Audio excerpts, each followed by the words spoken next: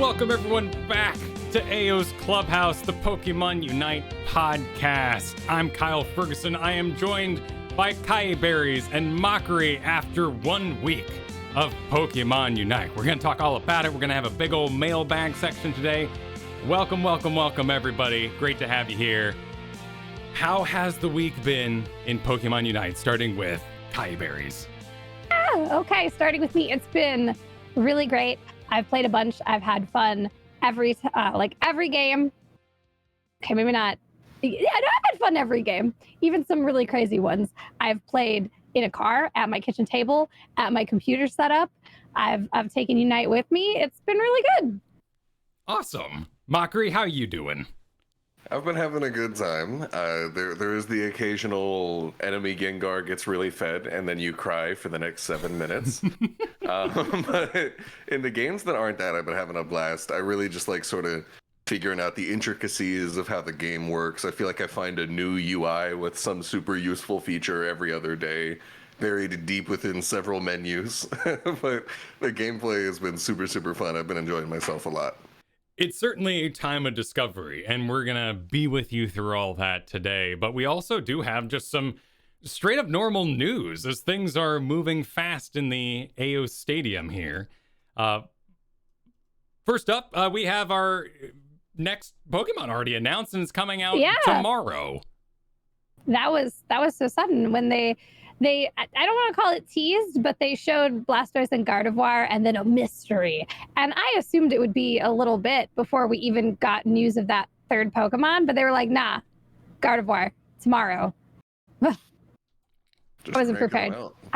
That's awesome, though. I think a lot of people are curious to see if there's going to be any balance on a week one sort of patch like this, but let's dive into kind of our personal experience of the week. We talked a little bit about maybe our initial thoughts. Have you found a main? And Mochrie, the chat is already trashing your main, so let's start with you. In case you can't tell, my main is Cinderace, who I have a lot of fun with. In every game that I play, I'm always like, just give me the ranged auto attacker. I want to kite. I want to play from a distance, and I want to and just attack from a while away. And that works for me. And so that is exactly what this character does right here. You just kind of walk really fast and just spam the A move a lot. You're weaving your attack moves between your abilities. There's a lot of fun little interactions with your crits. You've got like 3 different passives on Cinderace. I looked at passives on other characters, and it'll be like 1 line. And Cinderace has it looks like the Yu-Gi-Oh card Relinquished. It's like the entire page. Okay, so I have a lot of fun with this character. I think that there's some depth there that really rewards like high-level mechanical plays, and I've been having a great time with it. Oh my goodness, I'm watching some of your Twitch stream here, and you look so busy. You're going so fast all the time. Yeah, I remember I was trying other characters, and I was like, why have I been stressing myself out playing Cinderace when like I go to a Ninetales and I can just like vomit on my controller and get pretty good results at the same time. Oh no, more on that in a moment. Oh no. Kiyeberries, where have you found yourself this week? Oh, man, you know me. I'm a healer. There's only one. My choice is very limited here. So Eldegoss. But I do enjoy playing it, so I'm not sad about it. But I like healing. Eldegoss pumps out a lot of healing, an insane amount, I feel, for being the only healer. Having a heal on basically every ability seems crazy when nobody else can heal at all. But there we are, being a milkweed pod, just enjoying the puffball lifestyle.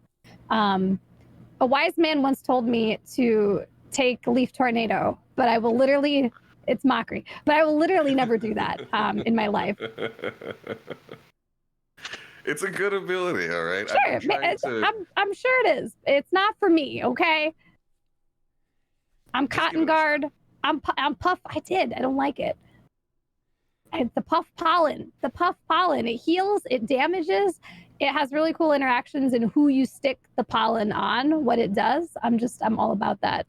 Milkweed pod. Kiyeberries and I were at odds here because I was also a healer main for several years. You know, I saw how healers would always win the battlegrounds when I was playing WoW as a kid, and so I took that into HOTS. I mained healer for like 2 years.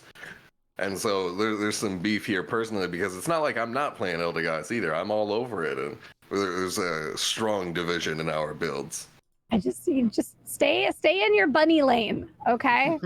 Which is every lane because you jungle, but you're great. Mochrie is a bunny god, though. I will say the bunny play is impressive. You're an Eldegoss god too, except for the not picking Leaf Tornado. Oh. So I can imagine what Mochrie's doing out there. He's hitting people with the fire soccer balls and running around real fast and getting his Unite move powered up really good and just destroying folks. What has been the support sort of gameplay experience so far? Well, I get to go in the bottom path. Every game there seems to be variety with Mochrie. Are you in the jungle? Are you top path? Where are you? You could be anywhere. I'm always in the bottom path. Great place to be. With whoever my person is down there. Sometimes they're a carry, sometimes they're a tank, sometimes they're Mr. Mime. That was a weird day for me when we had I know double support bottom path was weird, but it happened. And I spend my time making sure they stay alive. We try to steal as many of the enemy side kind of minions down on the bottom right that we can get Dreadnought early. Don't let the enemy turn in if possible. Heal until it becomes big team fight fiesta in the late game. And then it's even more heal.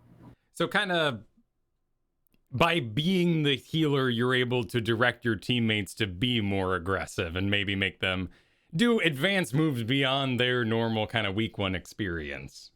Yeah, I don't know what happens in the top path. I've really never been there. I don't know what goes on up there. But down in the bottom path, it's like battling the entire time. And I feel like being Eldegoss is cool for that because often the enemy team has no Eldegoss. So they have no heals, we have heals. We always will out-sustain them. So we have a lot of fun just always battling, people pushing in hard and overextending, forgetting that we can recover health and they can't, or us being able to battle right up on the enemy turn in because again, we can live places because we have more healing than they do. So my immediate reaction to that is why bottom and why does the bunny go top then? It's a great question. One game Mochrie told me to go bottom and I did, and now I've been there ever since. So she says one game, particularly it was game one, Kiyeberries' first game on Unite, I believe. It was my first game that wasn't with bots. My first game that I ventured with humans. I did a bunch of bot games to learn buttons. Okay. I went straight into the fire. I was just like, all right, let's go. But I remember we had opposite lane setups, and so I was just taking the recommended role. I was kind of just following the meta that other people told me. They're like, hey, these guys tend to go top, these guys tend to go bottom. And so I knew I was going to go top, and I knew, supports typically go bottom, but nobody was communicating that to Kiyeberries because she was having a Discord issue. And so in our very first game, we started all going top, and I was like, oh God, no, Kiyeberries always goes where I go. This isn't going to work. And I'm like desperately opening up her Twitch, trying to talk in her chat and be like, no, go bottom. In game one. And so yeah, like that was a whole mix up in our first game. I gotta say though, if you're talking about why those lane setups are set up the way they are, I'm not sure how much thought went into it by whoever set up the meta, and I don't think the meta is super strict in this regard, especially not at minimum until you get into like the super high ranks. But definitely one of the first things that comes to mind as to like why these things could be set up the way they are is the fact that the top experience and the bottom experience are not the same. The top experience, their lane setup can be a little bit different. The lane geography can be a little bit different. You can find yourself more gankable, I think, potentially in the top lane and in the bottom lane. And so thus that can actually shape who you want to put where. And I think that is likely influencing the lane meta that we have right now. But I couldn't tell you exactly why at a high level. Wait, are you saying, is it the kind of layout of the wild Pokemon, or does the Pokemon actually have different XP values?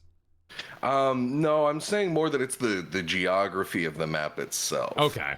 And that and one thing that it can actually really throw people off in when you're ganking these side lanes, that's very relevant right here, that geography plays an important part, is that one thing that's very different about Pokemon Unite is that you can see over bushes.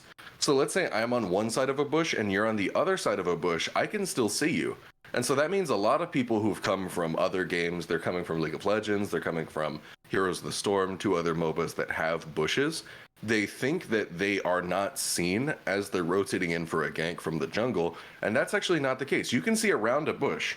So you only can't see someone that's inside the bush, and that can actually make certain ganks on the side lanes. A lot of junglers that aren't aware of that little quirk of Pokemon Unite vision can actually give up their ganks several seconds ahead of time as they think they're out of vision, but they're not. And I think the layout of the bushes and just like the sort of tallness of the map, where the boss is placed, all of that definitely has a really big impact on how easy it is to gank these side lanes. I personally feel like depending on the situation, depending on where players are, it can be a lot easier to gank one side lane or the other. Like for instance, Dreadnought down here in the bottom lane, Dreadnought is super deep. So when you're all the way on the Dreadnought pit, it can be really easy to rotate on you. Whereas I think it's not as deep as it would be for, say, Rotom, where Rotom, you're a little bit more safe in your positioning while you're on it. So I think the geography of the map, not to just go on it forever, but I think the geography of the lanes is notably different, and that does shape who can go where and how the jungler has to play. No, that's great stuff. I'm so happy you're here with that knowledge for us. But we will naturally return to it in another moment, because it's my turn to figure out, so why am I face rolling on my controller? I thought I was doing a pretty cool thing, because I ended up on Ninetales this week because I had a Snorlax in my face all the time, and I kind of wanted to disengage him and keep him at a distance, and I kind of naturally was like, well, this Slow is really good at this. I'm kind of into this, like, set up the crit sort of business, get him all frosty, and then do the big ult. It's decent damage, decent control, and I kind of like I don't need the float stone aspect of it, because I have this passive I've just figured out today is going to ruin a float stone by randomly triggering ice on nearby Pokemon as I walk around. And so it's like, well, I get to just stack damage items like a bad. I love this. This is awesome. Now tell me, why have I done wrong this day? No, I don't think you've done wrong. It was actually something you said that I thought was funny. You said, I don't need to stack damage items. And I thought, but Kyle, Floatstone is a damage item. It doesn't tell you this, but Floatstone's first secondary stat is actually plus attack. And it gives more attack than Muscle Band on Floatstone, which is something I only found out the other day while upgrading my items, and I think is absolutely ridiculous. Of course, Muscle Band does a few different things. It gives you attack damage, it gives you attack speed, and it gives you extra damage on hit based on enemies' health. But the fact that you have a mobility item that is out here with that much AD on it is kind of absurd. So I've been running Floatstone on Cinderace. It's made my jungle ganks faster. It's made me able to chase people down more, and it gives me extra AD on top of that. I can totally understand why Ninetales wouldn't. I'm looking over here at Ninetales' chart right now, and Ninetales scales off of special attack for everything except auto attacks, which is the same as every character. Every character's auto attacks are physical. But I can understand why it would be a little bit different for Ninetales. But for Cinderace, Floatstone is a damage item, which I find to be kind of funny. And the movement speed is really fun. I'm just kind of enjoying that puzzle. I haven't invested at all in any of my items yet. I'm just kind of stocking points. I'm nervous. You know, I want to see if there's any week one balance. I don't think there will be. Being Nintendo, they're always a little slower at that sort of thing. But yeah, maybe I might put all my tickets and points in all the wrong spaces, and I'd like to see where it goes first. I'm also so nervous about investing in items. I feel like I've asked every player that I know, everybody I see, like if they tweet about playing Pokemon Unite, especially my pals who are tweeting like higher ranks or top 100, because there's a couple that we know from HOTS who have gotten into that. I'm immediately like, what items are you using? What items are you using for Eldegoss? Like, it was so bad during the CCL Grand Finals in chat. I saw some people and like Justing was there, and I was like, what items would you recommend for Eldegoss? I have like a list of what everybody has said to me. So I started investing in two that everybody said was good, but my third one I've still left because I don't know and I'm nervous. Everybody says a different thing. The currency comes so. Yeah, that was one thing that Mochrie showed me in menus, on top of menus, inside of menus. You can actually see what the top 3 ranked players of that Pokemon, what items they're using, which tracked with most of what all these other players I've actually talked to were saying. for Eldegoss in particular, people were saying XP share and people were saying buddy barrier. So I felt confident putting points into that, but that third slot is different, I swear, for every single person, including the top 3 players. Each were using a different third slot item. So I don't know what to pick, and the currency comes so slowly if you're free to play that I'm afraid to spend it all, and then I won't have any more, or I'll have to pay for it, and I'm just, I do want to kind of dive in on that topic for a moment, because I found that an extremely useful feature that is a little hidden when you're looking for it. So you go to battle prep, correct? Into your held items. I'm actually doing it here on my Switch as we go. Held items. And then you want to give one. Right? And then while you're over there selecting the items, you can do example sets, which is your Y button. That's what we were just talking about. Yeah, if you so it'll give you 3 recommended sets, and then if you go past that, it'll give you the top 3 players of that Pokemon, actual humans, and what they're using. That's a great feature. Yeah, it's very, very useful. Just kind of difficult to find. You got to dig through those battle prep menus. You got to change it to the exact Pokemon you want. It's not particularly intuitive. But, are we at the menus portion of the show yet? Because I feel like that could be its own show, but I think we have a portion for it, right? Because holy menus, Batman. No, absolutely. We're going to talk about what's good about the game, what we're looking forward to being improved, and let's go ahead and talk about the menus a little bit, because there are a lot of blinking lights, which means when you complete a match, there's lots of fun things to press and feel rewarded about. But it also means things can be a little sneaky and hidden. I think the literal worst part of the game is the menu design, menu functionality, how laggy and slow they are, how many things are hidden menus inside of menus. I have to dig around to find things. They're not intuitive. Sometimes like X button will do something on this menu, but Y will do the same thing on a different menu. Why wouldn't it be the same button every time? Like, it's just that like, I know a lot of people have complained about Zapdos, and literally the menus are so much worse than Zapdos to me. I don't know if that falls under like UI or like systems. I don't know who in game dev does menus, but holy guacamoles, that is the weakest point of this game to me, are the menus. And I play a few mobile games, so I'm used to the whole, like you're saying, blinking lights, where they're going to give you, you've got something to look at here, you've got a tournament there, you've received a award here, you have a quest here, you have different currencies all over the place. That's very common in the mobile game space. You know, you'll get out of a game and you have 5 different red dots telling you, click this, click that. Like, that's normal enough, but I don't know, the menus are just real bad, and the lag on the menus. The worst part is probably when you're trying to switch Pokemon in a match. Like, good luck. It's going to take you so long to scroll over 5 Pokemon. The match will start. Going accidentally hovering Wigglytuff. You're just trying to get one more over, but too bad. And then chat's gonna tell me, oh, if you just press X, it brings up the Pokemon screen and it goes so much faster. Yeah, except half of the time it crashes the entire game if you do that. Don't tell me that X hack. It's not a hack, it's a curse. No, the big hack I found is that you can go backwards. You can click the other direction, end up on the other side of the Pokemon menu, and you get there faster than other people who are trying to get to those same Pokemon later in their list. Yeah, because I try to get to Cinderace, which for me is on the exact opposite. It's all the way to the right in the select screen for ranked.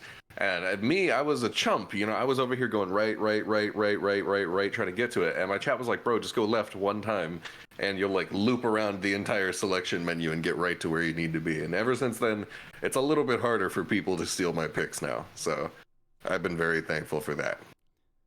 I will say, though, that the in-game experience, though, has surprised me. Day 1, actually midnight, I got in there. And midnight 01, I played.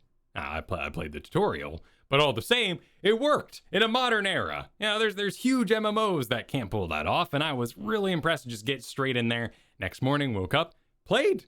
No problem. Middle of the afternoon release day, a little laggy in game, particularly on the sound department. Not going to blame anybody. The game's a big deal. But in the game itself, I think that's why the menu lag just feels so out of place, because once you're in, and it's good to go. And I would much rather have it that everything except the gameplay is laggy, Sure. then everything except the gameplay is smooth. Yeah, that is true. It could be worse. The game itself could be laggy, and it's not. So that's good. Mochrie and I've seen other people on streams experience this. Do you get the weird stutters? It's not lag, but the game just kind of pauses for a second, and then like a weird hiccup, and then it just continues on as if nothing happened.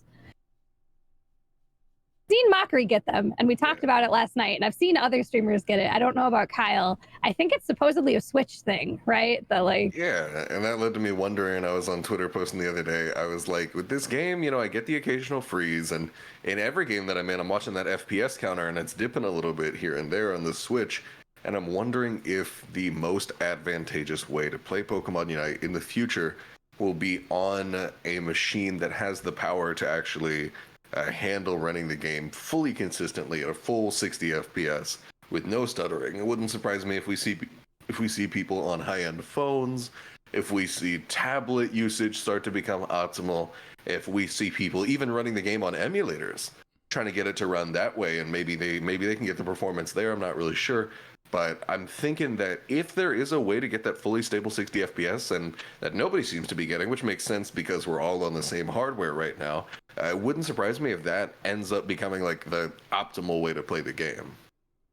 It kind of drives me mad that we're all on the same hardware, though. Like, when I play computer MOBA and I see the load bars, I'm like, oh, I've got a good computer. His is a little better than mine. All right, that's okay. And sometimes, like, Machamp takes ages to load. I don't know if he's cursed or something, what's going on there, but I don't know the difference in why people are loading slower than others.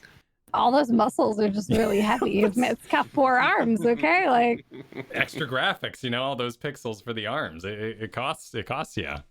Yeah, it could be their internet connection though too, because we're all playing on the same hardware, but we don't all have the same connection. I played tethered to my phone's Wi-Fi in a parking lot in my car the other day. And I guess I was just blessed that in that spot, my phone got great internet. But I had no lag. It was just like playing at home. It was hilarious. Nice. I did end up investing in, and invest being like $10 max in one of those USB to internet cord devices and just plugging that into my Switch. Because I had a little bit of tomfoolery with my Wi-Fi going in and out. And I said, if I'm going to be getting into ranked, might as well Amazon this over to myself real quick. Yeah, I'm straight Wi-Fi in my house all the time. I live dangerously. How? Okay. I couldn't live like that. I told my friend, I was like, I got an Ethernet adapter for the Switch. Just like you were saying, I got a cord and I got an Ethernet switch itself, which is like a power strip, but for Ethernet cables. I got all that for like less than $30. You know what I mean? Like, it's pretty easy to run yourself on an Ethernet connection, which I already had because it's basically mandatory to play Smash online. And I'm very thankful that I have it here because I think that helps me sort of stay reconnected. Like I disconnect because for some reason you just randomly disconnect in the draft screen a lot in my experience. But I usually get in there like super quick. So we're doing all right. I mean, my chat wants you to know that the new Switch, the OLED or whatever, has that built in, has an Ethernet port in it. The new Switch version has an Ethernet port in the dock. Just fancy stuff.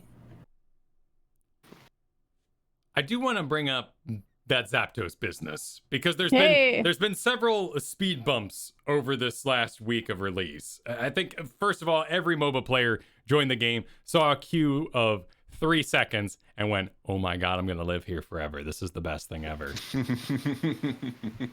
But then, around probably Friday, the Zapdos conversation started up.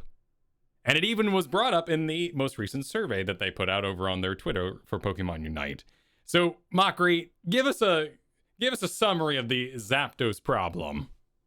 The Zapdos problem? Maybe tell you. Maybe that frames it in a negative light. Tell us about Zapdos. Sure. All right. So first, understand Zapdos. Let's talk about Rotom real quick in top lane. Rotom is the top lane boss, and when you defeat Rotom, it pushes down a lane, and if it successfully arrives to a tower, a goal zone, it will drop 20 points, or however many it has left after taking some damage, into that goal zone. And from that point on, for a short period of time, dunks or turn-ins of points are instant at that tower. When your team takes out Zapdos, which is through last hitting, it's only last hitting, a team could do 99% of the damage, and then a Talonflame could get in and just swipe in that last hit. And that last hit is where full credit is given for Zapdos. The team that takes out Zapdos for the next 30 seconds has instant turn-ins on all enemy goal zones. Basically, if you can make it to the goal zone and start channeling, you will successfully get your points in. You will get those iframes while turning in. And this immediately changes games, especially when you consider the fact that Zapdos spawns with 2 minutes left in the game, which is simultaneously exactly when all turn-ins start to be worth double. In addition to that, not only that, because you might think to yourself, well, what if I don't have any points to turn in? Zapdos also gives everyone on your team 20 points. So automatically those points are worth 40 because you've got the double at the end of the game. So you're nearly guaranteeing that everybody's got some instant turn-ins, which are very hard to stop and very hard to defend against once the enemy team has captured Zapdos. And that can immediately swing games around that you were losing the entire time or winning the entire time right in like the last minute of the game. And that's how Zapdos works. So encouragement to keep playing then, even if you're behind. Oh, yeah, absolutely. I would say never give up if Zapdos is still on the board, because I don't think it's possible to be far enough behind that Zapdos won't turn the game. I have seen some of the craziest bad games where all of our score zones have been destroyed, and yet we still come back with Zapdos. Zapdos is so powerful, and I don't hate it.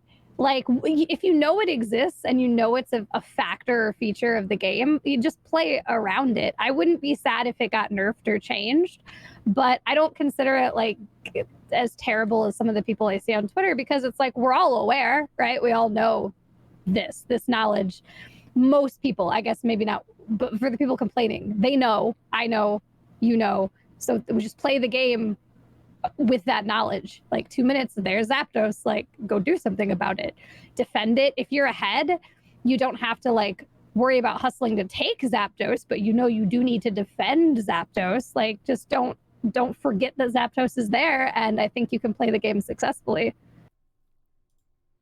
Seems like I think one of the biggest baits I've seen is teams that are wildly ahead will start working on Zapdos. And it's like, and I personally, maybe this is my own ideology as a shot caller. I had to shot call a lot of teams throughout Heroes of the Storm and Heroes of the Dorm, and in the CCL back when it was a bunch of streamers, and not people who are wildly better at the game than me. When I had a shot call in those kinds of situations, one of my favorite things to say was, all right, we're ahead. All we need to do now is just not throw. And at this point, in those late game shot call situations, it doesn't necessarily become about, okay, let's do the right thing. It just becomes, let's not do the really bad thing. And I feel like a lot of teams, when they're very, very far ahead, start doing Zapdos, and I'm just like, why? You don't need to. That is the only possible way that you can throw. And I think that Zapdos, once you start to approach it as something to be guarded, something to prevent the enemy team from capturing while you are ahead and prevent them from coming back, then I think that the play style, the mindset, and the positioning, it all sorts to really just clear itself up, and it becomes much more clear that this is something you're preventing the other team access to once you're ahead, not something that you're going to get on and throw away your lead for no reason. It also sneaks up on you. Like the death timers suddenly increase from that 10 seconds to, even in that final minute, it can be close to 30 seconds in the end. I just love seeing myself slam that surrender vote in the sample gameplay. No.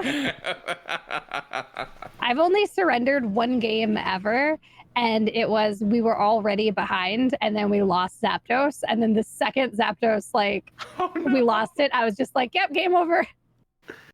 But you still had the Zapdos to try, which is an interesting aspect of the game. That's my marker. If the game is still winnable, is Zapdos still available? If they win Zapdos and you're already behind, it's just, you can't come back from that at that point. But if you win Zapdos, then it's like, we're back in it. This is totally doable. Like, let's go. Reinvigorated. I'm just, why you gotta show me losing 9 to 441, Kyle? We're just clicking the play. Let's get some example footage for the watchers here on the Twitch. The part is, that game, that 9 points that we had, our only 9 points in their single-digit game, was my teammate right at the start killed a first of the few mobs and then just ran straight to their turn-in, got it, and died. And that was our only 9 points the entire game. I can do you one better. Last night, before you graced me with your presence, I had a game where my team had 0 turn-in. It was 0 to... I don't even remember what the enemy team had. It doesn't matter. It's the only time I've seen 0, and it was a really bad game. But on the flip side, we had a game where I was playing with Mochrie where we had over 1,000 points, and I had never seen that. I had never seen over 1,000. So games out there can be wild. I had a game yesterday, most rage-inducing experience of my life. All right, they come in for a late game push. We're successfully stopping them. One of them manages to turn in, just one, before the last few seconds of the game run out. And then the scores are coming up, and I'm like, I think we got it. It's us 502, them 503. Yeah. I've had those too. I had one where I won by 2 points, and I had another where we lost by 5 points, and it was just heartbreaking. Honestly, those feel more heartbreaking than having the 0 point game. Like, we got stomped. There was no chance. But losing by 5 points, you're just like, what if I had just one more little turn in, anything, just a B, just one single B would have changed the game. Yeah, it's got you questioning everything about your strategy. You're up at 3 a.m. watching game footage, cackling maniacally. Just where's the losses, on the other hand, where you lose by 600, you're just like, those happen sometimes, and you just move on, you know? I'm still very much in the discovery phase of wandering around the jungle with 30 seconds to go, wondering what I can do and hearing, what a goal in the back. I'm like, what's going on back there? What's it? But oh no, the trade-off between like independent XP and whether or not you can afford to defend is a really interesting aspect that keeps the game moving. And I definitely think like other Nintendo sort of feature we've seen, like the Smash Balls, like blue shells and lightnings on Wario Stadium going way back in time. Like, there are going to be features that often encourage people to stay in that game for as long as possible. However, there is a that's psychology. And I think it is fascinating that people are starting to discover that there might be additional psychology at work here in the form of bots. The bot games. I've seen them. I've seen them with my own eyes. They're out there.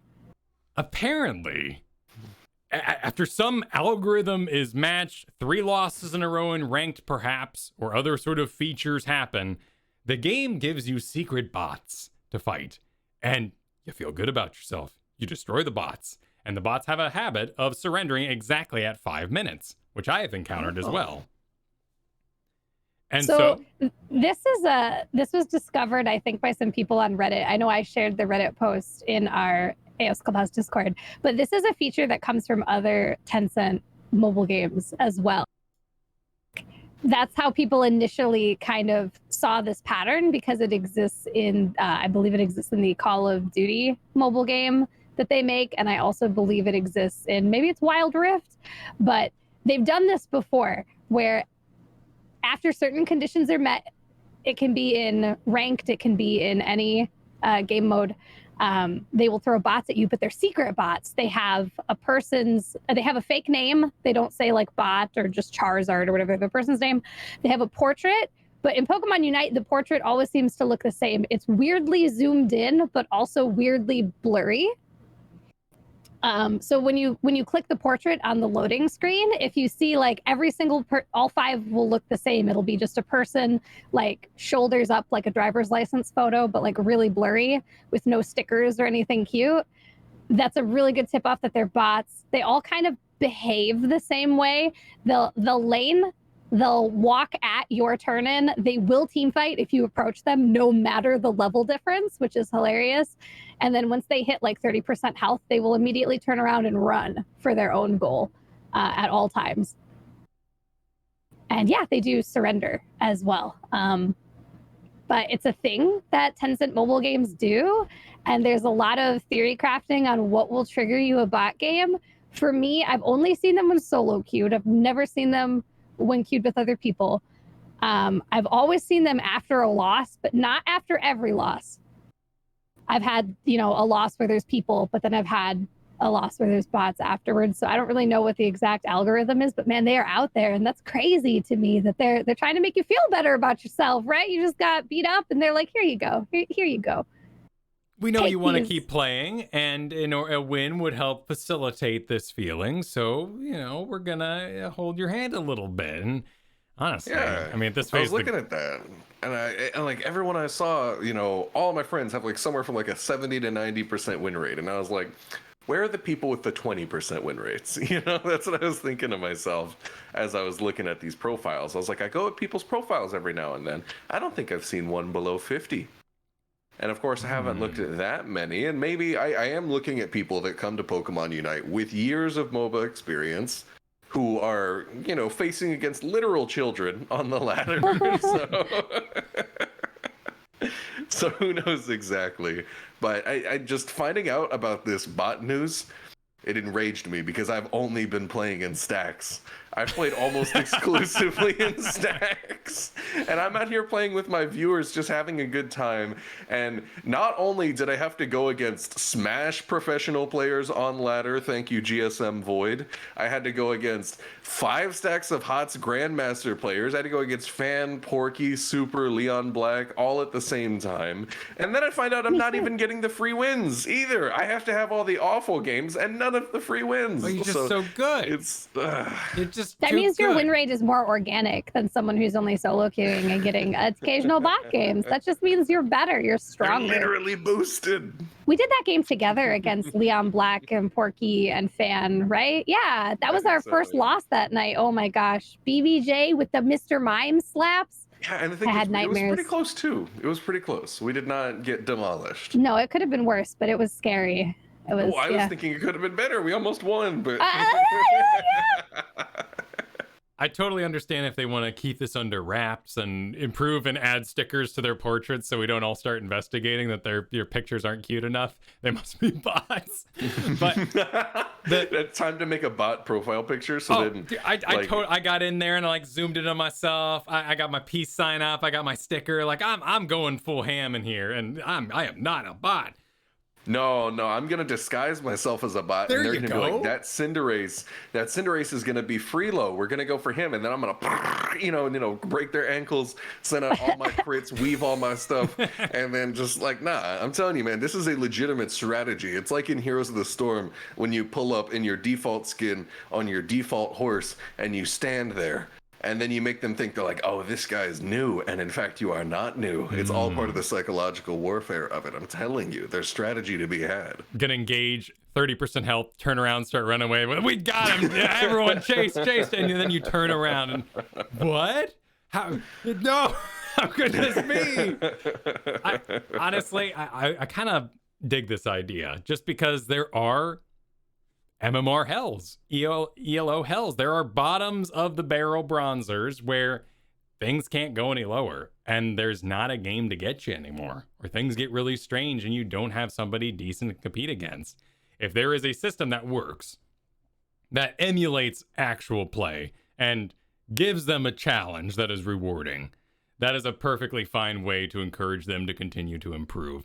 Of course, a lot of people during this learning phase of the game, they're going to learn bad lessons. They're going to practice against bots and only perform bot defensive moves. And I'm not too concerned about that at this current level of the game. I'm seeing a lot of weird stuff, and I'm taking advantage of a lot of weird stuff on Ninetales. Rolling my face on that controller. I believe that it was vomiting on the controller. But the other thing that really fired up yesterday was the pay-to-win aspect of the game, and people are concerned. Mostly, I find it's people who are curious about the game and are taking this as their sign that they're not going to enjoy the game, which I still suggest. Try it out. Enjoy yourself. This is a little bit of enjoyable scandal. You might even call it recreational outrage that people are having on various news websites in order to just have a good drama about it. But in your experience, Mochrie, you're pretty high up there. You're probably facing a lot of people who have invested in the game and have maxed out items. What has been your experience? So in my experience, and this is as someone who has only bought the Battle Pass, that is the money I spent in the game And I'll be honest, I didn't even really look at how much it cost. I just bought the battle pass, and people tell me it's about $3 to $5. $3. Yeah, so it's pretty cheap. And with just the battle pass, I feel okay. You know, for my main build right now, I want to say that my items are something like 20, 19, and 12. So level 12, level 19, and level 20. And I feel okay about it. And I even was looking at Shot's Twitter. Shot was a competitive Heroes of the Storm player. He won Heroes of the Dorm, and then he joined LSU's team after winning Heroes of the Dorm and also made it really far with them. And Shot was actually able to make it into the top 100 of the Pokemon Unite ladder, completely free to play, spending literally no money on the game. And I just look at the discrepancy in stats between what I'm able to get relatively easily as a player who just spent the battle pass, so not entirely free to play. And there is definitely an advantage, you know, with the players who have opened up their wallets. But I don't think that it's out here, you know, letting gold players farm grandmaster players. You know what I mean? There's definitely advantage, but it's just such a diminishing return once you try to get your items past level 20. It starts taking a lot more item enhancers for not that many extra stats. You get the final extra stat at level 20 for an item, which is where it's still relatively cheap to upgrade your stuff. So all in all, based on what I've seen, based on Shop being able to get top 100 without spending any money, based on what I've been able to get my items up to, I mean, Porky he bought a bunch of level 30 stuff and he still loses games. So, you know, I think that it's not as pay to win as people think. So, you know, I'm personally not really bothered by it. I am equally not bothered by it. And for me, pay to win means that the power that you want to acquire, you must pay to get. There's no other way to obtain it. It is locked behind real life currency, and that's it. This isn't that, because you can get item enhancers through gameplay without paying any money. You can just get them quicker and get them right now. Do you want it now? Or are you like the girl from Charlie and the Chocolate Factory where you're like, I want it now?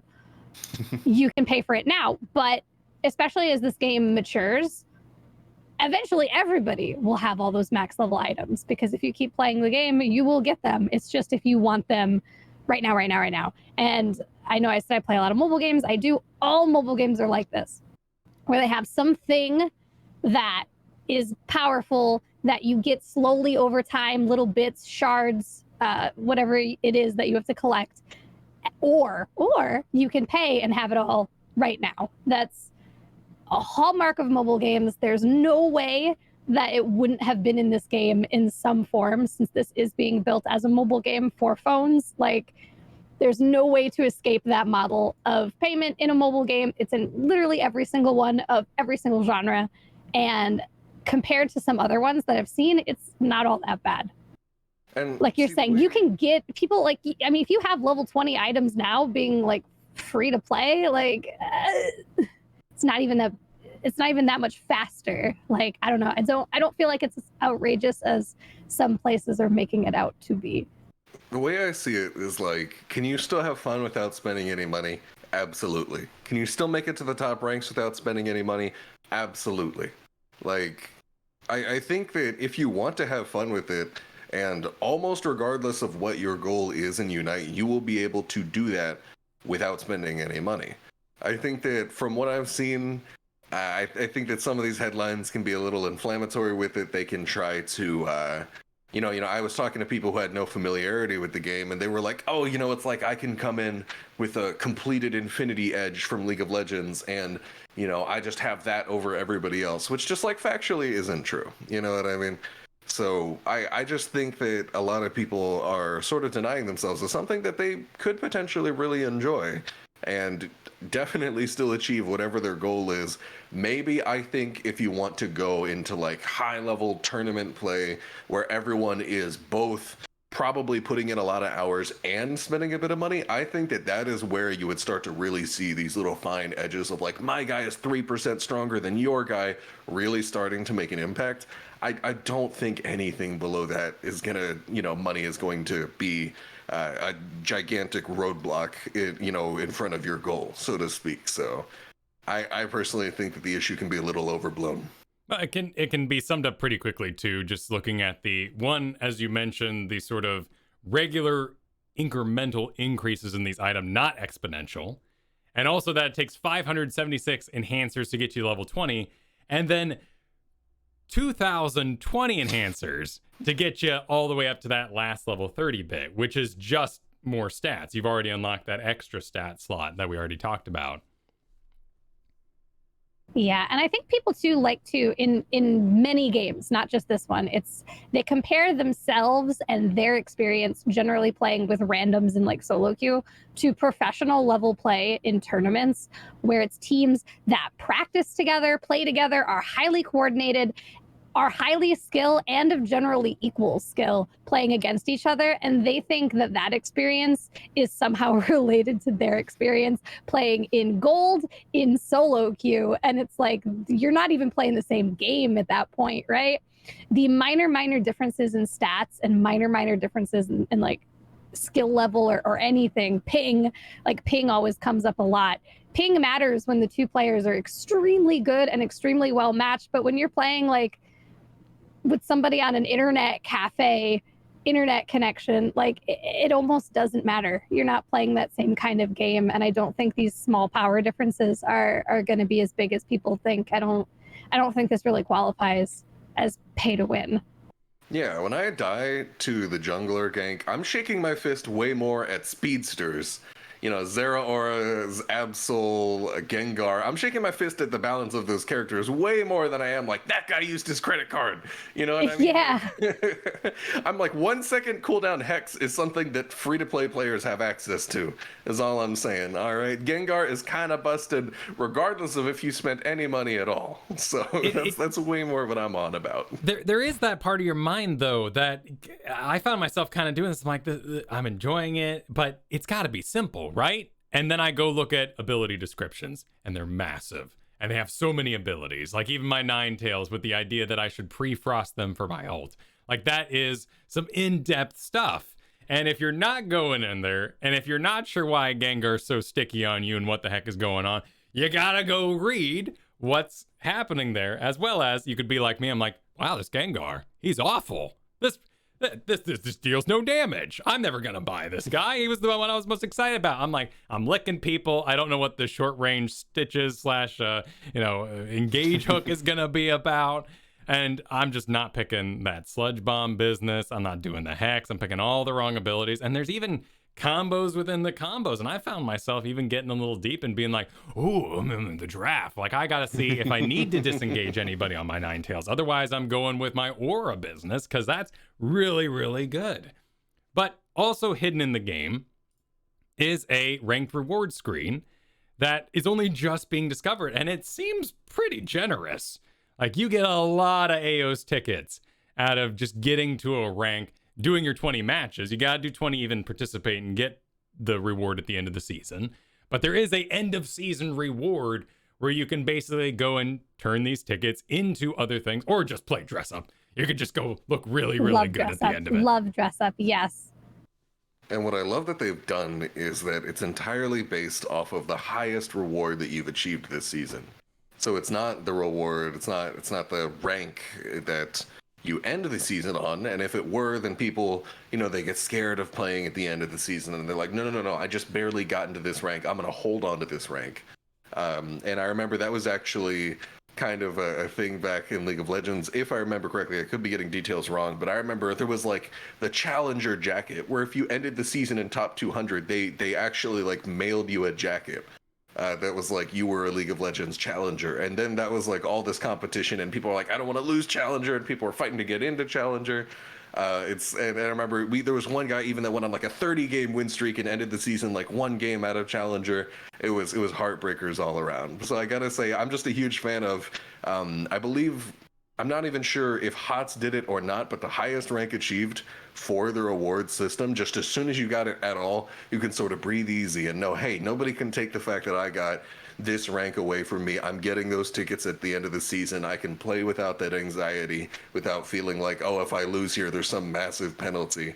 that's going to be pretty big, I think, for allowing people to queue up without that anxiety, without that sort of uneasiness.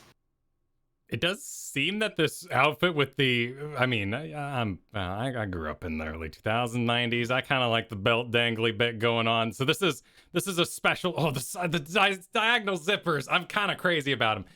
It's so hot topic. It's so good. It's amazing. But this is an exclusive reward for ranking in some degree. I'm not sure if it's exclusive or if you can pull it some other way, because I have seen someone in the wild wearing it. He was in one of our games last night, Mochrie, because remember, I was like, look at that guy's... He was MVP in our game. I can't remember if he was on our team or not, but to my understanding, I've seen it in the wild. Jacket, once you hit Expert 1, you get this outfit, or just Expert 1 at all. So if you can make it to Pokemon Unite Gold, is essentially what it is, the gold rank, then you got it. And that's actually hidden behind your camera here in this footage being shown on screen right now. It says expert rank 0 out of 1 after play 20 matches. So once you got that, you get that outfit. Very cool. I mean, that does take time, of course, and the patience is what you are spending instead of money. But that seems pretty generous. I mean, Chad even brings up here that you can get 2 items to level 20 with this many tickets. Yeah, I mean, so I'm looking at Not Paradox right there, who's one of my favorite HOTS content creators, puts out a lot of really good stuff. And he's talking about, if you're a veteran, you can get almost all of your items to 20 off of that. And so I'm thinking to myself, I'm getting a bunch of tickets and item enhancers off the battle pass. I think that is like really good value. If you're going to be playing the game a lot, I know any game I'm going to be playing a lot, I pick up the battle pass. I think between the battle pass and grinding out some ranks, taking advantage of those bot games, if you know what I'm saying, grinding out some ranks, that is going to get you a lot of items. And those are completely free items at the end of the season. So I think that, the pay to win system isn't even that bad right now. And you're going to get on a big infusion of free tickets at the end of the season as well. That's going to be able to pick up more item enhancers, get everything to at least level 20, because like we said, after level 20 is when it gets kind of ridiculous. But yeah, that's really good right there. That reward, that's one of many different systems of information and rewards that we find hidden. The hidden menus. Why? So we definitely have, so it's menus for Kai. Fix or menus. Do something about menus. Mochrie, what's your big call to the Nintendo team to fix up for you? For me, Is it Gengar? Just the word Gengar. My number one wish is for speedsters to be nerfed into the ground. Not quite into the ground. Into the ground. Nerfed. My number one wish is for speedsters to be nerfed. I do think that the UI, everything is kind of hidden, but I also am pretty sure it's intentional, right? Like one of my family members once worked at a large, chain that I will not name by name. And their sort of leader always talked about something called the treasure hunt, which is in this very large store. We are going to sort of just move things around, keep things moving. No one's going to know, okay, I'm going to come in here, the milk's going to be right there, and, I can come over here and get this item right there, and then I'm out. No, it's a huge store, and things rotate around. They lead you on the treasure hunt. That was the actual corporate term for it. And that got customers in the store, walking around, wandering for what they were looking for. And I'm almost wondering, is the same thing happening here with the UI? Is it almost like, hey, it's almost like a mini exploration game, if you will, where it's like, hey, go inside this menu and, oh, look, 20 coins that you get every day for your fair play points are hidden inside the left bumper menu. I do buy the orange double stuffed Oreos only when they're on the back displays. I'm just saying, it almost makes me wonder if it's an engagement tactic to make you think I have to dig through every single UI because there's something valuable hidden there. And that gets you open in the app, and that gets you sifting through those menus. And then you might be like, well, I've already got the app open. Why don't I play a few games? I'm just saying, I think there's something deeper happening there. So I don't think that's going to change. But I think the speedsters are going to get addressed, hopefully. Mine is music. I pack this thing with all the battle themes we have. Like, there are so many cool Pokemon songs. Even put some old, like, mini-style ones in there from the old days. But, like, get that music rolling. I need more songs. I know it speeds up as it goes. That's a cool feature. It gets me excited that the game, is coming to a close, but just more music. More music. With all of your menus that you have so many of, you would think you could have different music in the different menus, right? Like we could get like the Poke Center Nurse Joy theme on some menus. There we go. We could get Viridian Forest theme and some other menus. I don't know, you got all these menus. Yeah, they have no shortage of great music to draw from in 8 generations of games. Yeah. I do wonder if it's an IP thing, since this is not developed by Game Freak. I don't know though.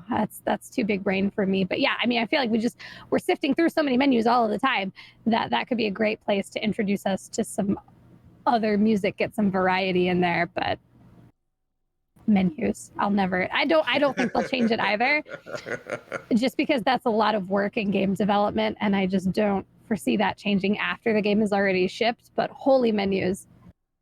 Well, we are going to take a big old mailbag here, and if we don't get to your question today, hang out.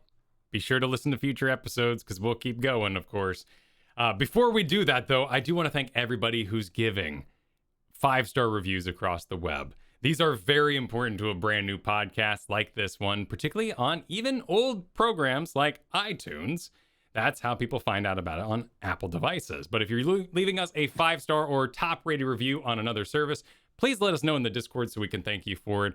But today we'll shout out to Just Me, Max the Million, Blast, and Sinatem from the iTunes store, writing us really nice reviews over there. Thank you, everybody, for supporting this show. It's been an awesome go. Really excited to see it amongst so many other great podcasts in the top 50 this past week and still climbing. Thank you, guys. That's so awesome. Yeah. Yeah. 19 as of yesterday. So very exciting. That's big. Stuff. That's big. And that's because of y'all, when you show, when you guys give us that love, it just really helps us climb. So thank you guys. That was all y'all. Our big first question comes from J Crow, who says, do you have any tips, thoughts on how to optimize your currency for free to play or near free to play? So this is something that we were just talking about, and we've mentioned offhandedly a little bit throughout the show, but just to make it 100% clear, the first 20 items of an item enhancer, because every item can go from 1 to 30, the first 20 levels are way cheaper, way cheaper than the last 10. So I would definitely say, as a free-to-play player, definitely prioritize those first 20 levels on those important items, and also combine that with a bit of advice that we talked about earlier in the battle prep menu. From the main screen, press X, battle prep, held items, go to a specific Pokemon, give item, specific Pokemon, and then look at the recommended sets from the master players, and you'll start to see, okay, these are the items that I know I'm going to want. You're going to get a good idea of the items that you're going to go ahead and focus on, like the screen that we have here. And then once you've got that, I would recommend just getting those items up to 20 that you see a lot of overlap in, that you know where you're going to use a lot up in your kit. Don't bother past 20. They unlock a new stat every couple increments of levels, and 20 is when the last new stat is unlocked. So there's not a huge need to go past that for right now, in my opinion, until you've got at least every item that you're going to use up to 20. I also have started to use gold to buy items, because I'm at the point where I realized, I can use gold or tickets to buy items. I want my tickets to go to item enhancers. I have enough Pokemon for the moment that I can cover the roles I want to play. So I'm going to use my gold instead. That's my personal strategy, but those are my recommendations. It's just figure out what Pokemon you want to play. Once you've got your roster to a good spot, get those items. Look at the items that the top players are using and try to go for those, and prioritize getting your items to 20. And don't even think about going past 20 until you've got everything you want at 20. That's going to be my recommendation. There's also a number of Pokemon you will just get for free, though I have heard that if you purchase them and then they unlock via levels, you'll get that money back, but I'm not 100% sure on that. Okay, cool. I've seen it, yeah. So if you pay to unlock a Pokemon and then it would give you that Pokemon as a reward, they will just give you the currency. Anytime that the game gives you a reward at all, you get the gold for the cost. So I already bought Cinderace, and I'm pretty sure that later today, the reward for logging in is going to be Cinderace.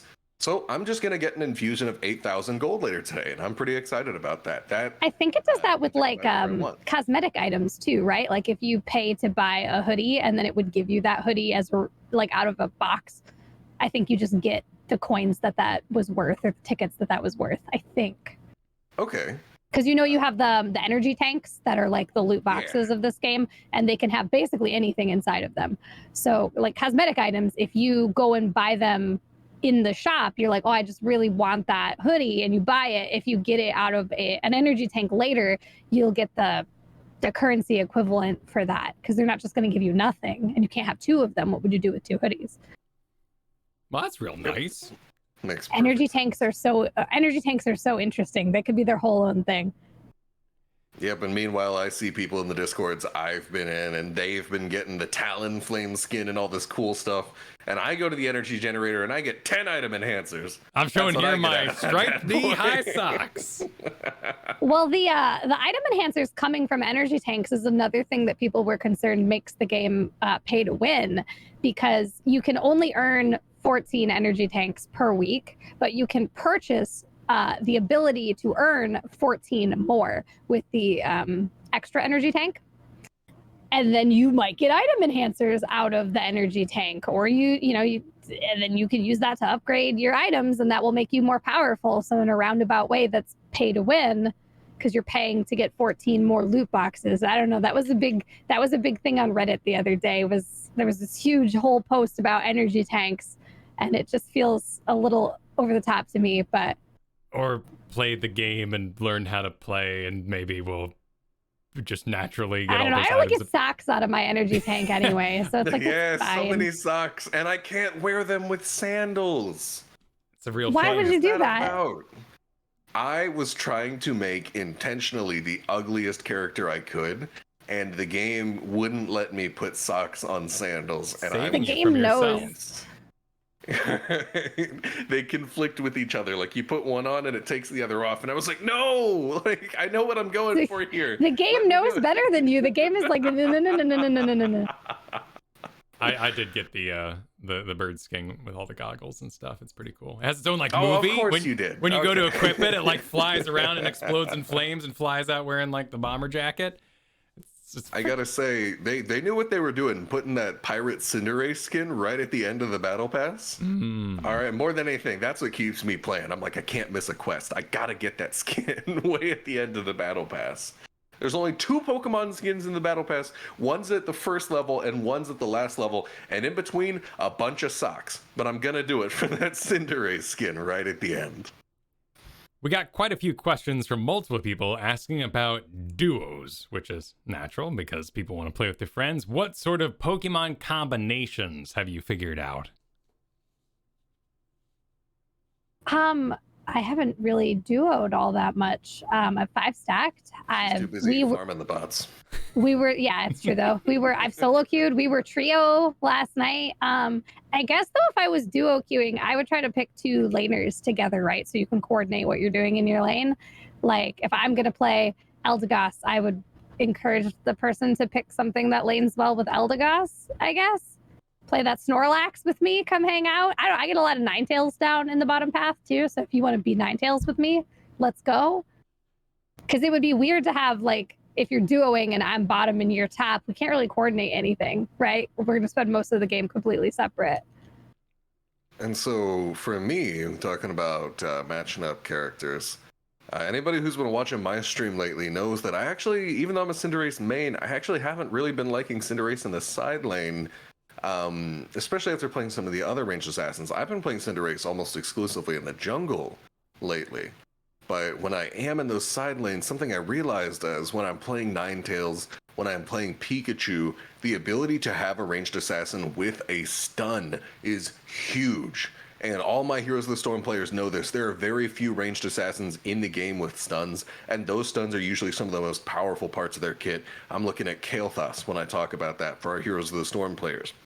Looking over at Pokemon UNITE, I'm thinking about how there have been so many times that I thought I was safe in lane, I was stepping up forward to harass, and then all of a sudden Pikachu with that net, and then Snorlax jumping in on top of me. I go from, oh, I'm safe right outside my tower, to no, I'm dead.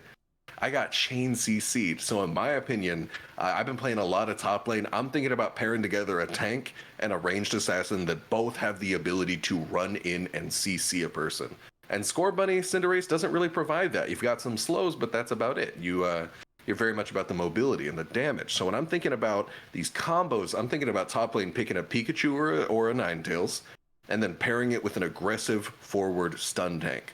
Usually that's going to be Snorlax. Slowbro works great. Literally, you can make it so that both of your abilities and your ult all CC. And the ability to turn that into kills on people who think they are safe is so good. Slowbro telekinesis is so good when it's on your team and so heartbreaking when it's used on you. Kiyeberries and I were talking about it yesterday. I was like, we were Pikachu and you have that net at the start, and we were like, I don't want to upgrade the net. Like, I just want to keep the net, but you're forced to upgrade it away. It's such a strong character. That is true.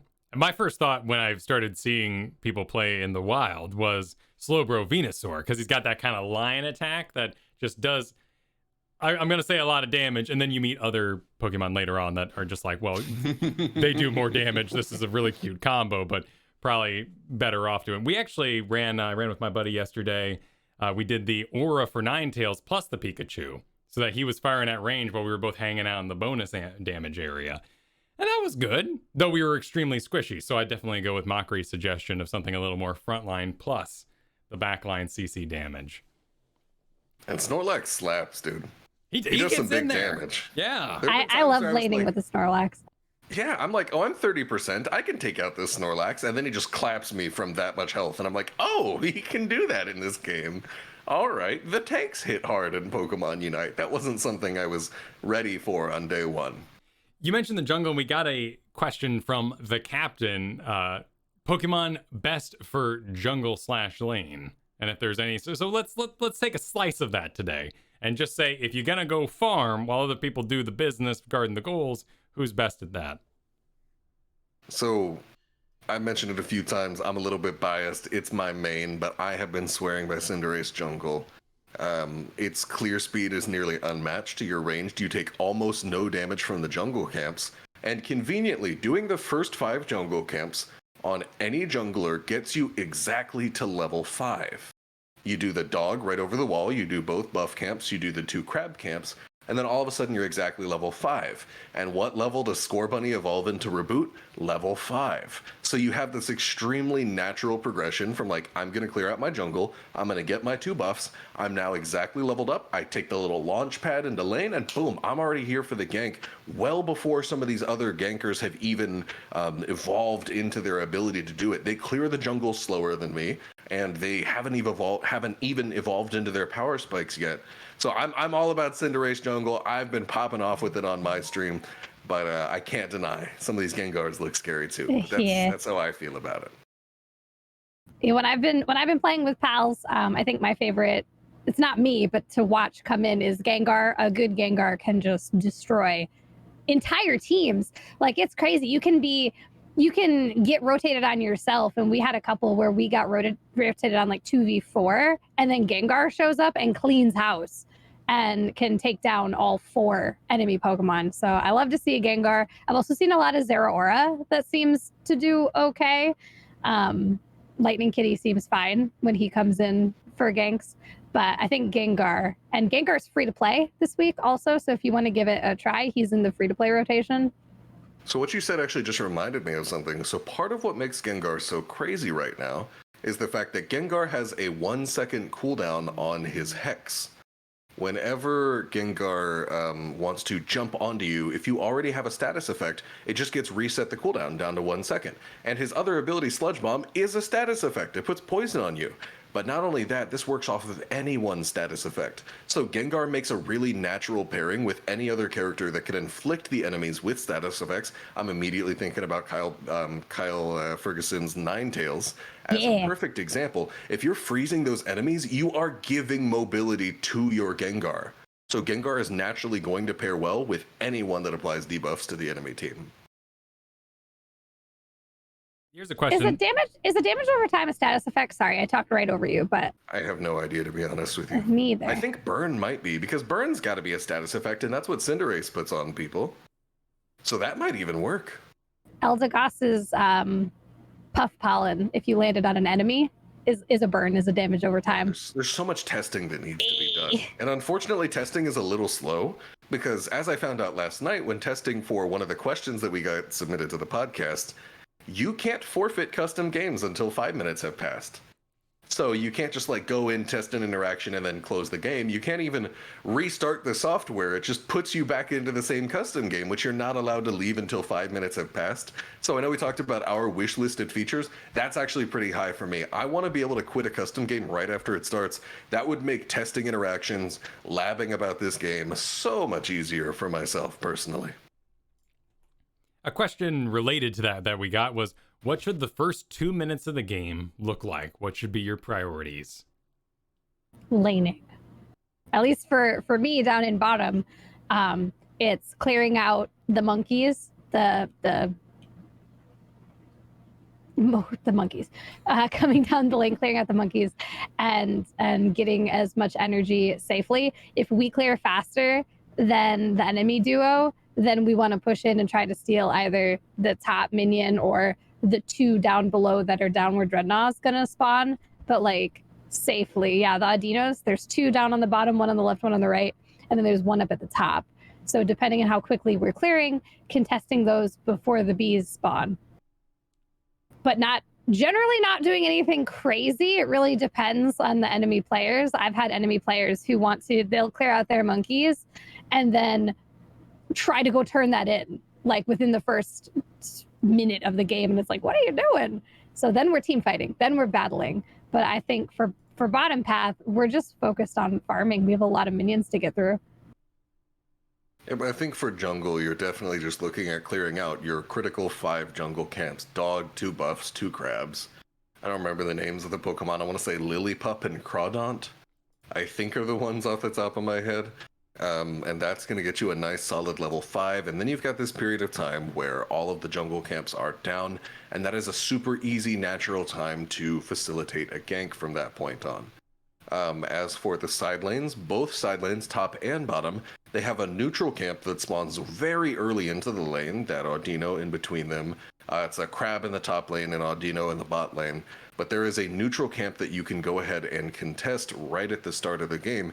And so I think that has got to be where your mind is how do we be there right when it spawns, and how do we make sure that we get that experience that the other team doesn't?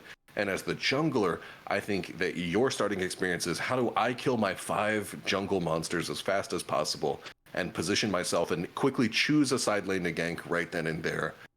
Because you have basically an enforced ganking period in between the jungle camps when they're all dead and there's not much else to be doing. And that's going to be what your first 2 minutes are going to look like for all of the lanes.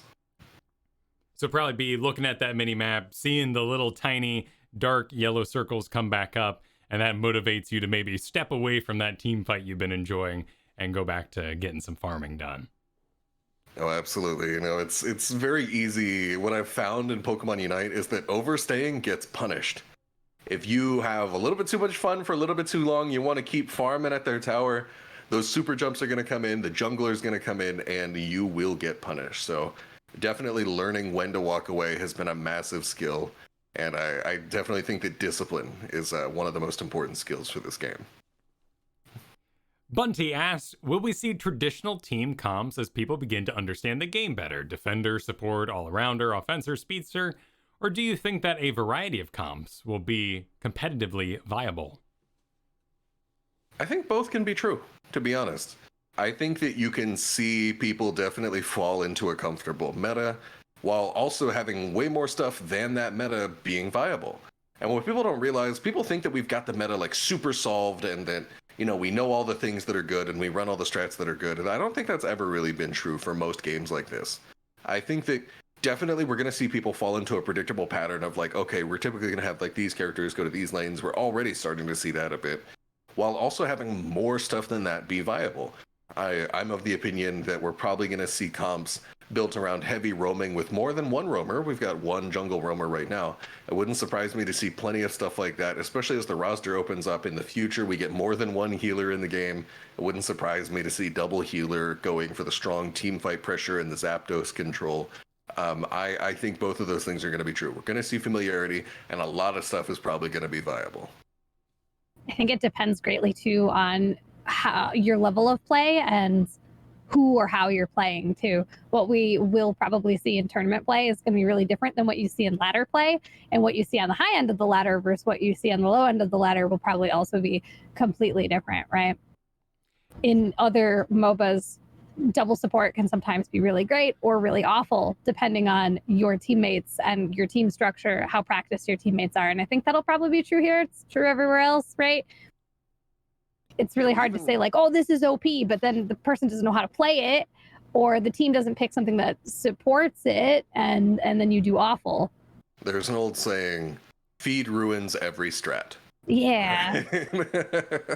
No matter what strat you've got. But given the fact that double support was supremely popular in HOTS for several years and still is run quite often, and League of Legends even had a renaissance of double support at its professional meta for quite a while, I am really eager to see what that looks like as the roster starts to open up more in the future.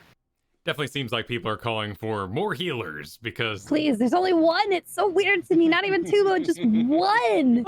Just to support those healers who may want to keep playing, but might have had a bit of a go on Eldegoss. They might want to change things up and look another direction for a little bit. It'd be a good feature just to keep that meta rolling. Justin has a very particular question. Do special attack items increase Eldegoss's heal or increase the amount of shields? So I actually went in and tested this after seeing this question. I was very tired. I stayed up very late. And then right when I was about to go to bed, I was like, I didn't test the thing. And so I went and tested it.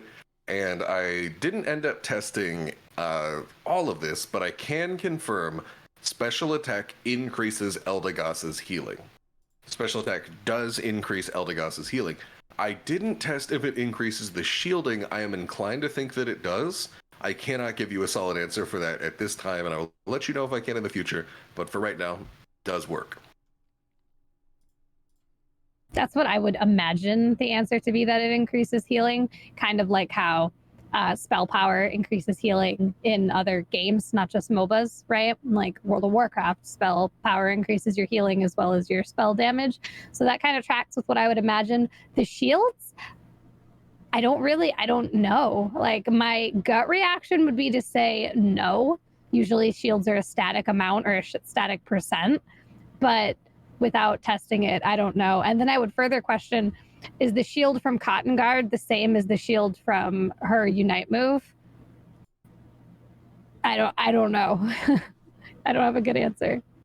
We shall find that out in time. But another question... I have a third question then too. If you take Buddy Barrier, which gives you an increased shield when you use her Unite move, is that also increased by special notes? I'm a little skeptical of that just because I know Buddy Barrier is based off max HP. Yeah, that's usually shields are percentage based, so I don't know. We'll find out in the future. We know at least for your healing, the answer is yes. Another question along this line, how do the items that increase on score work? Is it an increase per score or a one-time increase? So that's going to be a per score increase. You are increasing your stats every time you score, but not infinitely. You can't go in 1 point dunk, 1 point dunk, 1 point dunk, 1 point dunk, and then, walk into laning phase 6 minutes later with like plus 7,000 attack.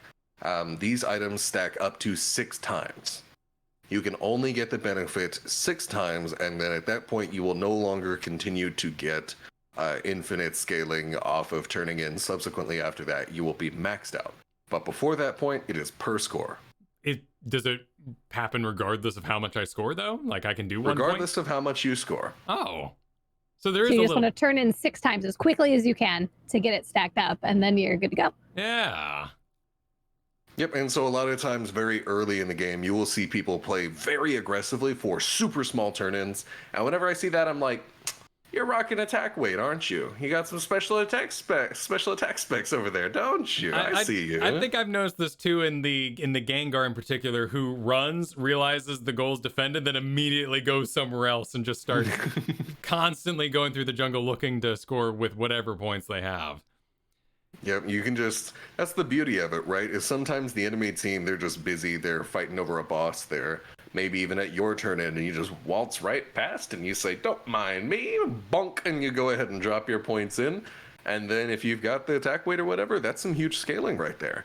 And I was even thinking about this before, and I think one aspect of it that I actually find kind of interesting is I am kind of the opinion that these scaling items, when you turn in, are likely useful when you know that you're the highest rated player in the game.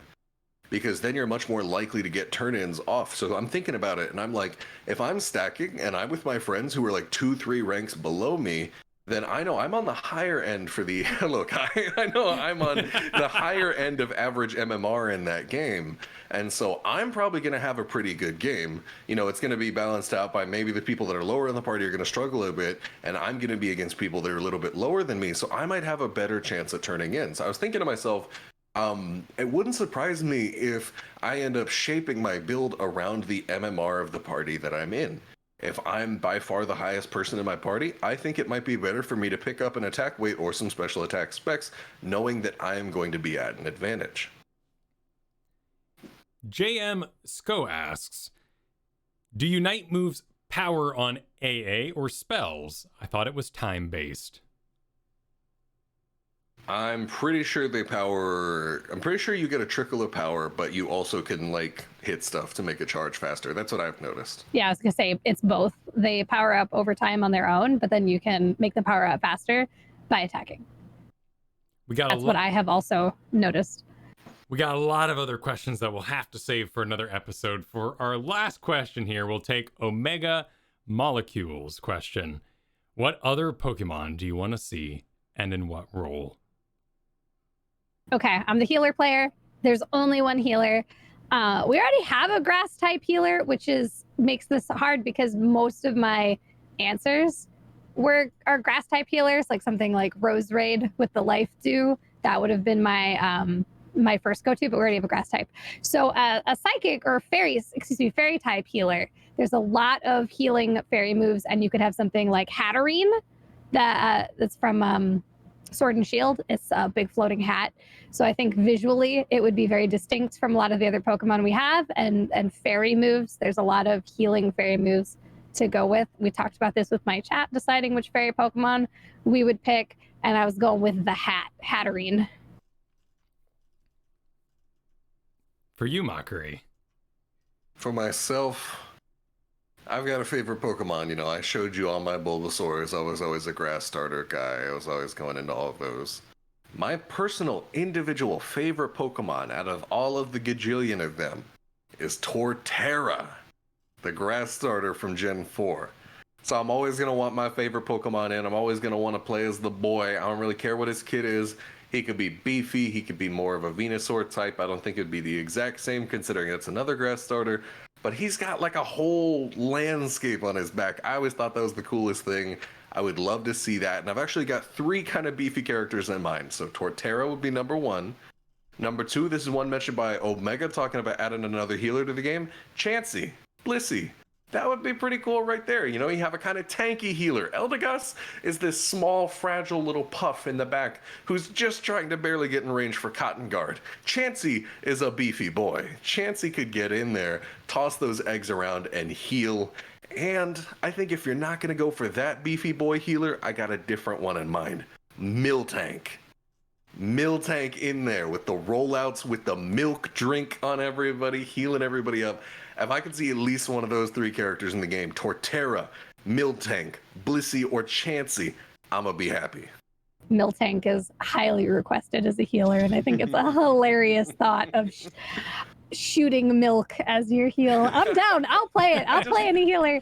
I love it because I one of my favorite games ever is Pokemon Mystery Dungeon, and in it one of my main healer characters is Miltank, and it heals the party through milk drink. And everyone gets like a little jar of milk and like drinks it, and I'm just like, Miltank, do you just do this in the middle of the dungeon? Like, all right, everybody's hurt, gather around. Yep. Use the skills you got. I just find it kind of funny. I've got kind of an odd one. It was my secret weapon back on the school bus when we were, linking the cables. Beedrill. I'd like to see, starting as the Weedle, getting real weird at Kakuna. Like come to Can't a do full anything. stop. Yeah. Like maybe you're basically terrain for a little bit. Maybe you have some sort of feature that allows you to get passive XP in some sort of way. But then, bam, you hit the ground running and Beedrilling with those big old hand drills, having at people. That's what I'd love to see. Of course, the big ones like Mewtwo. I'm very curious if those legendary Pokemon are going to go down the way of like Zapdos, if they'll always be more of a map mechanic kind of thing. Yeah. Well, I mean, Zeraora is a legendary.